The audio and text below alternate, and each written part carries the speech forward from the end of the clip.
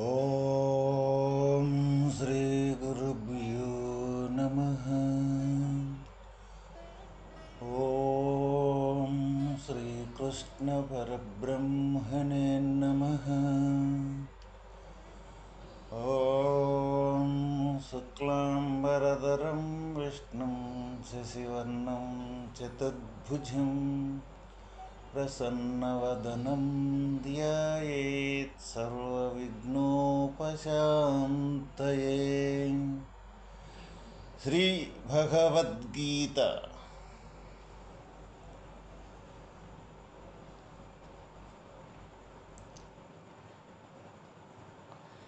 ఈ ప్రకారముగా మనస్సునకును తదంతర్గత వికారములకును ఆ పరమాత్మయే ఆధారము గనుక ఇట్టి దృష్టితోనే అవి అన్నీయును పరమాత్మ వలననే కలిగినవని ఇచట చెప్పబడినది.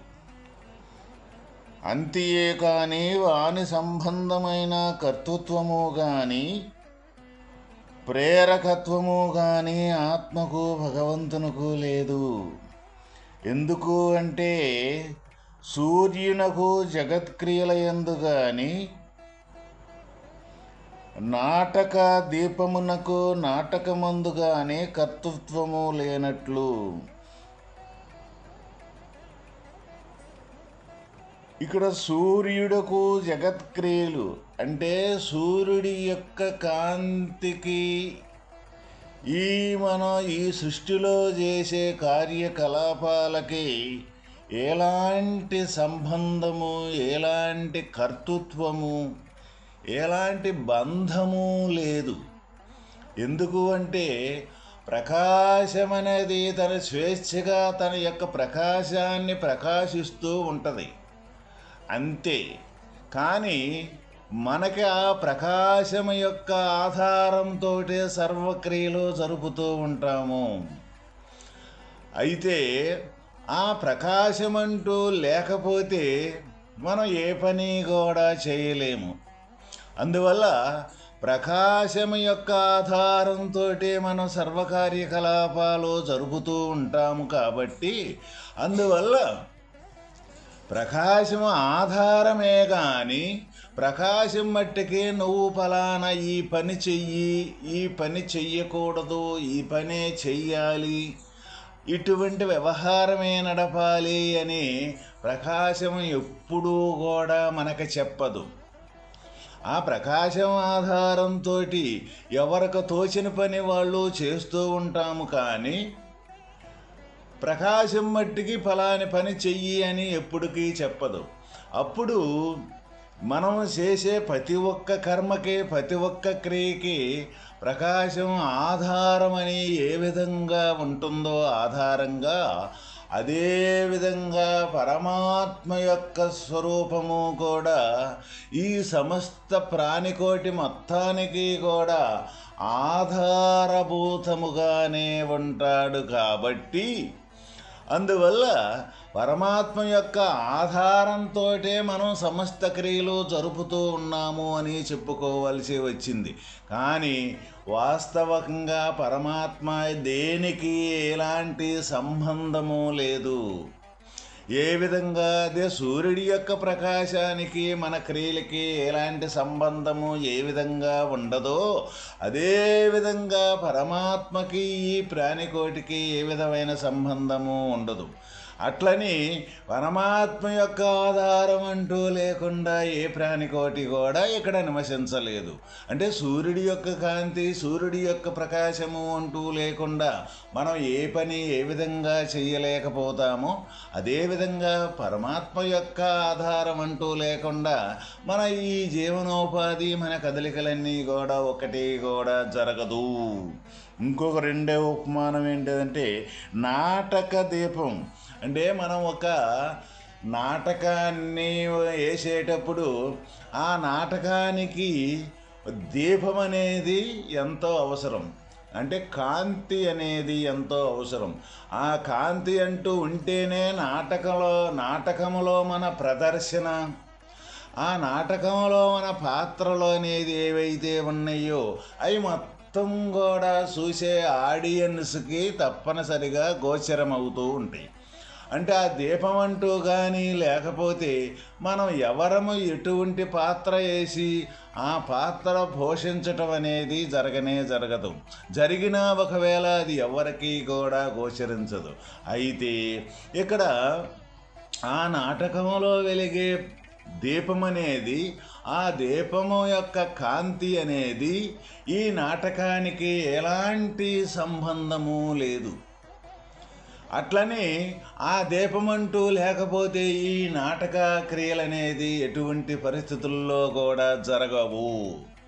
కాబట్టి పరమాత్మ యొక్క స్వరూపము, పరమాత్మ యొక్క విస్తారము ఎటువంటిది అంటే ఈ సూర్యుని ప్రకాశమల్లే అంతా ఈ ప్రాణికోటి మొత్తానికి ఆధారభూతమైన స్వరూపమే కానీ ఎలాంటి ఈ ప్రాణికోటి తోటి కర్తృత్వం కానీ ఎటువంటి బంధం అనేది ఉండదు.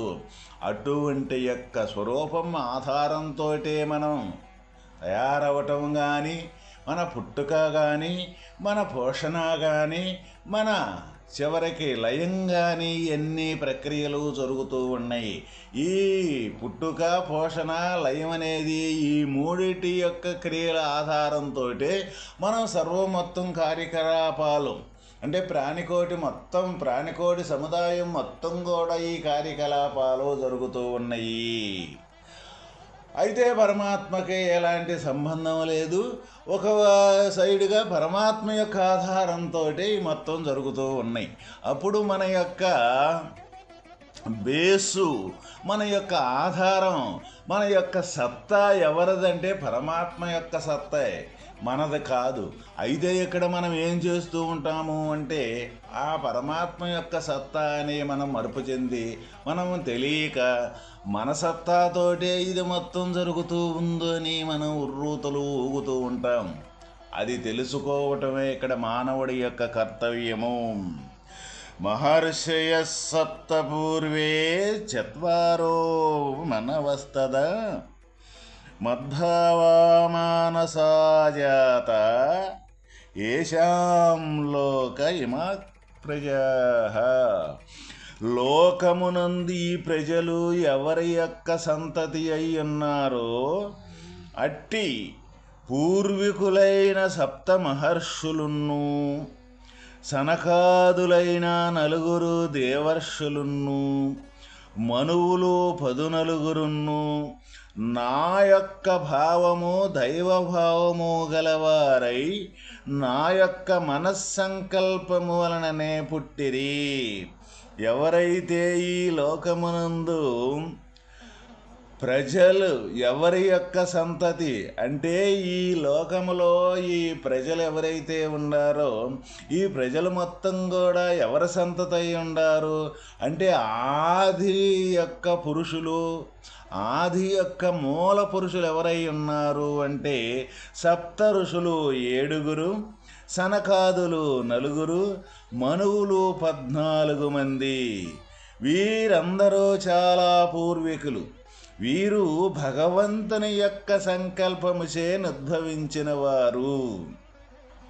వీరి నుండి ఏ ప్రపంచములోని జనులందరూ పుట్టిరి అనగా వీరు మూల పురుషులనే భావము.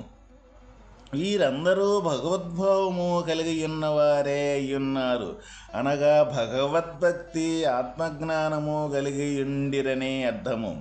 ఈ శ్లోకము ద్వారా ఈ కింది రహస్యములో బోధపడుచున్నవి. భగవంతుడు అపార శక్తి సంపన్నుడనియు తన యొక్క సంకల్పము చేతనే అతడు జనులను గాని లోకములను గాని సృష్టింపగలడనియు మానసాజాతాః అను వాక్యముచే తెలియచున్నది. ఇచట పేర్కొనబడిన సప్తమహర్షులు మున్నగు వారందరినీ భగవానుడు తన సంకల్పము చేతనే సృష్టించిన వారైరి. అట్టి సర్వశక్తిమంతునకు అంజలి ఘటించి వారి ఎడల భక్తిభావము కలిగియుండుటియే జీవుల యొక్క కర్తవ్యము. ఇక్కడ భగవంతుని యొక్క శక్తి అపార సంపన్నం. అది పరిమితానికి చెందింది కాదు. అపార సంపన్నం అయితే ఆ భగవంతుని యొక్క సంకల్పముతోటే ఈ మొత్తం ఈ జనులు కానీ ఈ లోకాలు కానీ ఈ మొత్తం కూడా సృష్టింపబడ్డాయి అని మనకి ఇక్కడ తెలియజేయటం జరుగుతూ ఉన్నది. మరి భగవంతుని యొక్క సంకల్పముతోటే ఈ జనులు ఈ ప్రాణికోటి ఈ లోకాలు మొత్తం కూడా సృష్టింపబడ్డాయి అన్నప్పుడు మనము ఎక్కడ ఉన్నాము? మనము కూడా అందులోనే ఉన్నాము కదా. మరి మనం అందులోనే ఉన్నాము అంటే మనకి అటువంటి భగవంతుని యొక్క సంకల్పముతోటే మనము పుట్టి పెరిగి నశించుతూ ఉన్నాము అన్న విషయం అనేది మనకు అగమ్యగోచరముగా కనపడుతూ ఉన్నది. అయితే అది ఏ విధంగా మనకే భగవంతుని యొక్క సత్తా మనము తెలుసుకోవాలి అని అన్నప్పుడు ప్రతి ఒక్కరూ కూడా మానవుడై పుట్టి మానవ యొక్క ఆకృతి ధరించిన ప్రతి ఒక్కరూ కూడా చేయవలసిన పని ఏమిటి అంటే ఏదైతే ఈ సృష్టికి మూల వస్తువు ఏదైతే ఉన్నదో ఆ మూల వస్తువు మొదట కనపడకుండా నిరాకారంగా ఉండే యొక్క పరమాత్మ యొక్క విషయం మనకు తెలియనప్పటికీ కూడా ముందు ఈ కనపడే దృశ్యరూపకము యొక్క మూలం ఏదైతే ఉందో దాన్ని కానీ మనం పట్టుకున్నట్లయితే తప్పనిసరిగా మనం ఆ కనపడని యొక్క ఆ నిరాకారం యొక్క స్వరూపం ఏ విధంగా ఈ కనపడే దృశ్యరూపకానికి ఆధారమయ్యి ఉన్నది అని క్రమేపీ మనం అక్కడ చేరుకునే దానికి సంబంధించిన మార్గం మనకి ఏర్పడుతూ ఉన్నది. అందువల్ల మన జ్ఞానం ఈ దృశ్యమే నిజము, దృశ్యమే శాశ్వతము అనుకోని దృశ్యానికి సంబంధించిన ఎమ్మట పరిగెత్తే యొక్క ఏ జ్ఞానమైతే ఉన్నదో ముందు ఆ జ్ఞానంతో ఈ దృశ్యము యొక్క మూలము ఏంటిది అంటే ముందు మనం ఈ ఉపాధి దేనాధారంతో ఇక్కడ నివసించుతూ ఉన్నది, దేని ఆధారంతో ముందు ఈ రూపకం అనేది బతుకుతూ ఉన్నది. ఈ రూపకం అనేది ఏది లేకపోతే ఈ రూపకము ఉండదో నిలబడదో అన్న విజ్ఞానాన్ని మనం తప్పనిసరిగా ప్రతి ఒక్కరము కూడా సంపాదించుకోవలసిన అవసరం ఎంతైనా ఉన్నది. ఏమిటిది ఆ విజ్ఞానము అంటే ప్రత్యక్షంగా ఉండదే ఏ పదార్థమైతే ఉన్నదో మనం తీసుకునే ఆకలికి తీసుకునే పదార్థం ఏదైతే ఉన్నదో ఆ పదార్థం అంటూ లేకపోతే ఈ శరీరం అనేది లేనే లేదు. అయితే పదార్థం లేకపోతే ఈ శరీరం లేకపోతే మరి పదార్థానికి మూల వస్తువులు మూలం యొక్క విషయం ఏంటిదంటే పంచభూతాత్మకం. ఆ పంచభూతాలు 5 పంచభూతాలు అంటూ లేకపోతే ఈ పదార్థం అనేది తయారు కానే కాదు. మరి అటువంటప్పుడు ఈ పదార్థమే శరీరానికి మూలమయ్యి ఈ పదార్థానికి పంచభూతాల మూలమైనప్పుడు అప్పుడు ఈ శరీరం తయారైన తర్వాత కూడా ఈ పంచభూతాలే మూలంగా ఉండయి కానీ వేరే ఇంకొకటి లేనే లేదు. అప్పుడు ఈ కనపడే ఈ దృశ్యరూపకం మొత్తం కూడా దేనాధారంతో ఉందంటే కనపడే దృశ్యం అంటే పంచభూతాత్మకమైన దృశ్యమే. వాటితో కూడుకున్న ఈ శరీరాలే. ఇప్పుడు ఈ శరీరంలో ఉన్న గాలి ఏదైతే ఉన్నదో అది బయట నుంచి తీసుకుంటేనే ఈ గాలి మనం లోనకు తీసుకొని లోన ఉచ్ఛ్వాస నిశ్వాసాల ద్వారా ఈ బయటికి వదిలితేనే మనకి ఈ శరీరం అనేది నిలబడుద్ది, లేకపోతే ఈ శరీరం అనేది నిలబడదు. అప్పుడు దేనాధారంతో మనం ఉంటూ ఉన్నాము. ఈ గాలి బయటికి లోనకే తిరుగుతూ ఉంటేనే కదా మనం ఇక్కడ ఈ శరీరంతో ఉండగలుగుతున్నాము. ఇక రెండవది ఏ వేడైతే ఉన్నదో ఆ వేడి బయట ఉన్నది, లోన ఉన్నది, ఏకంగా కూడా ఉన్నది. మరి అటువంటప్పుడు ఎంత సరిపడా ఈ శరీరానికి సంబంధించిన వేడైతే కావాలో ఆ వేడి ఉంటేనే కదా మనం ఈ శరీరం అనేది నిలబడుతూ ఉన్నది. కుక్క డిగ్రీ పెచ్చైనప్పటికీ కూడా వెంటనే మనకి జ్వరం వస్తూ ఉన్నది అని మనం దానికి సంబంధించిన మందులైతే వాడటం జరుగుతూ ఉన్నది. మరి అదేవిధంగా ఈ నీరు అనేది సరిపోయిన మోను, ఈ శరీరానికి సంబంధించిన నీరు మన ఈ శరీరంలో ఉంటేనే మనం ఈ శరీరం అనేది నిలబడగలుగుతూ ఉన్నది. మరి ఈ నీరు ఎక్కడి నుంచి, బయట ఉన్న నీరే మనం ఈ శరీరంలోకి తీసుకోవడం జరుగుతూ ఉన్నది. అట్లా ఈ భూమి అనేది ఉంటేనే మనం తిరుగుతూ ఉన్నాం ఈ భూమి మీద. మరి ఈ భూమి ఉంటేనే కదా మనం ఇక్కడ తిరుగుతూ ఉన్నది. ఈ భూమి మీద తిరుగుతూ ఉన్నాం అంటే ఈ ఖాళీ అనేది కూడా లేకపోతే ఏ విధంగా తిరగలుగుతాం? ఇంకా ఏమిటి మన ప్రత్యేకత అనేది, ఏ విధంగా మన ప్రత్యేకత ఉన్నది? ఇటువంటి సర్వసమానంగా ఉండే ఈ దృశ్యరూపకములో కూడా అటువంటి సమానత్వంతో కూడుకొని యొక్క విషయం ప్రత్యక్షంగా ఉన్నప్పుడు మనం ఏ విధంగా మన ప్రయాణం అనేది చేస్తూ ఉన్నాం? నేను, నాది అనే ఈ అనేకత్వం అనేది ఎక్కడి నుంచి వచ్చింది? మనలో నుంచే తయారయ్యి మనమే సృష్టించుకున్నది. కానీ వాస్తవంగా ఎక్కడ కూడా ప్రత్యేకత అనేది లేనే లేదు కదా. ప్రతి ఒక్కరము కూడా అందువల్లే మనకి కనపడే ఈ దృశ్య రూపకం, ఈ దృశ్యం అనేది నశ్వరమని అయినప్పటికీ కూడా ఈ నశ్వరంలోనే ఇటువంటి సర్వసమానంగా ఉండే యొక్క వాస్తవాన్ని మనం చూడలేక ఈ జనన మరణాలనే అనేకత్వంతో కొట్టుమిట్టూలు ఆడుతూ అనేక సుఖదుఖాలు కానీ, అనేక నరకయాతనలు కానీ ప్రతి ఒక్కరము కూడా పడుతూ ఉన్నాము. కాబట్టి మానవ జన్మ ఎత్తిన ప్రతి ఒక్కరం కూడా కనపడే ఈ ముందు ఈ దృశ్యరూపకములోనే సర్వసమానత్వం ఏదైతే ఉన్నదో ఈ సమానత్వాన్ని ఎవరైతే కాంచగలుగుతారో ఇది మరి ఒక రోజు ఉండి రెండవ రోజుకి మార్పులు చెందుతుంది కదా. మరి ఈ మార్పులు చెందేదానికి, ఈ రోజుండి రేపు కనపడకుండా పోయేదానికి సంబంధించి జరిగే క్రియకి ఎవరు మూలం? ఆ మూలం అనేది మనకి గోచరం కాకుండా ఉంటుంది. కాబట్టి మొట్టమొదట ముందు మన శరీరాన్ని మనం ప్రయోగం చేసుకోవటం అవసరం. అయితే మన శరీరాన్ని కూడా ఈ ఇంతంత ఇది మొట్టమొదట దీని పుట్టుక మూలస్థానం నీటి బిందువు. అటువంటి నీటి బిందువే అంతంతంతంతంతంతంత ఆకారాన్ని ధరించుకుంటూ అది ఇటువంటి రూపకాన్ని ధరించి తర్వాత ఇటువంటి శరీరాన్ని క్రమేపీ మారుకుంటూ వస్తూ ఉన్నది.